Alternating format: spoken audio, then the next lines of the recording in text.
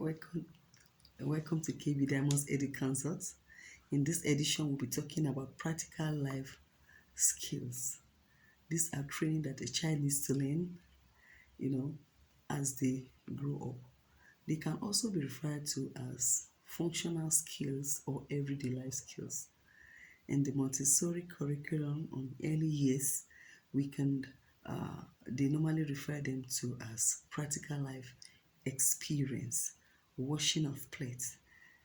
When the children finish eating using cutleries, plates, or cup, you know, as they grow up, they should be trained how to lift up their plates and put in a place where it's going to be washed.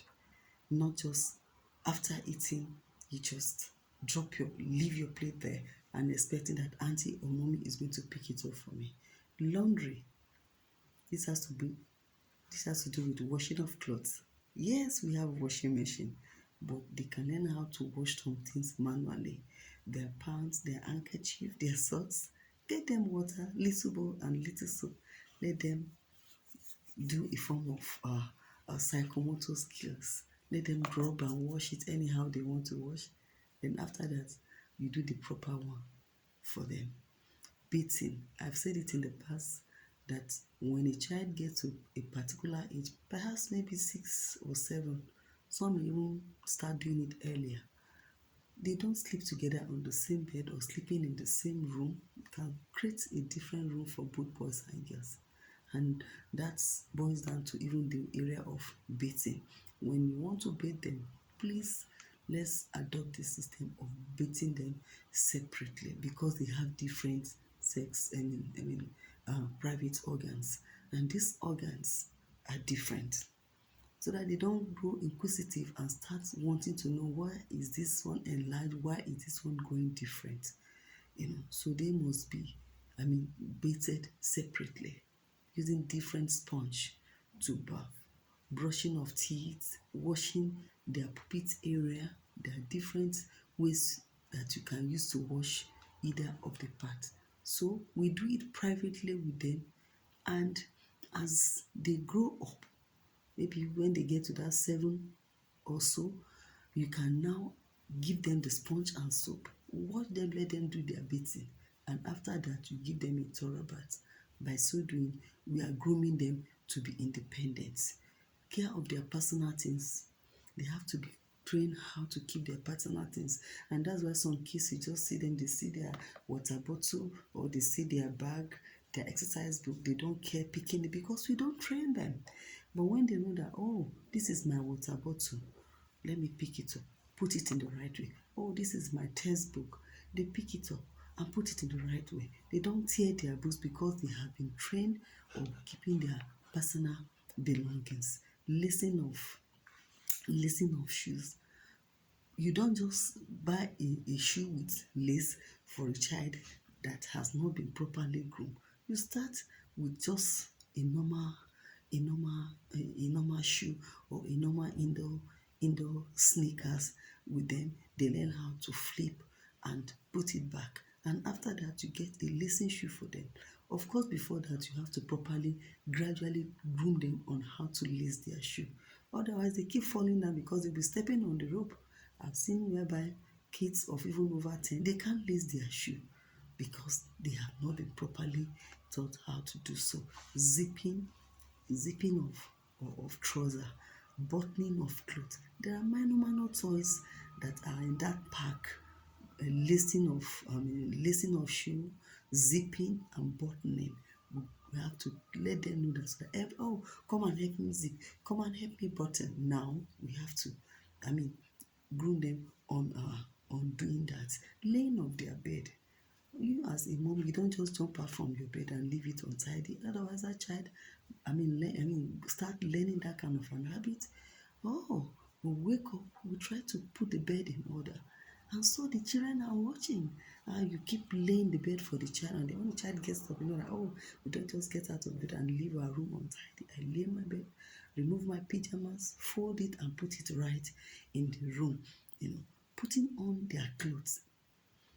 In schools, in their early years, when they sleep, they change from their pajamas to their dresses. If they don't do the grooming at home, they become so much a burden to the teacher. Those kids that have been trained and been groomed at home, oh, they can quickly change their clothes themselves neatly, fold it neatly, even lay there. You watch it, you know that, oh, you give a thumb up for that child, and kudos to the mom, because you know that, oh, definitely the parents are doing a good job on the child. Cleaning up their space in the room, making sure they put their toys in the right place. When they play with their toys, they must tidy up their toys. All these skills are very important. Otherwise, a child just grow up and the whole room, his space are disorganized. Washing of hands, we've said that in the area of hygiene the other time. Washing of hands, before and after food. What again? Cooking is very important. Except when we're fasting, that's when we don't need to eat. But once we are cooking, we must encourage them to be with us in the kitchen so they watch what we're doing. And after cooking, minor things like indomie, even making of tea, little cornflakes, it starts from there. After cooking and using some utensils, we need to clean them immediately, not leaving them till some other time, but it has to be clean. These are skills. Washing of toilet, although they must have gotten to a particular before they do that, but then when little water spill on the ground, they must learn how to use mop. When water spill on the table, they must learn how to use napkin to do the little cleaning. Combing of hair, let them comb their hair for the boys, even the girls. We have so many hair clips, so many patterns you can pack there, and they look presentable. Not leaving the house with untidy hair, the child having hair on the child 2 weeks unplaited, repeatedly going to school. We have what we call routine check on the kids every Monday when they come to school. You check their fingers, check their hair, and if the hair is untidy, a notice put to the parents. That should be a check on you that, I'm not doing my work very well. And the child comes back home with the neatly dressed child. Oh, you're happy.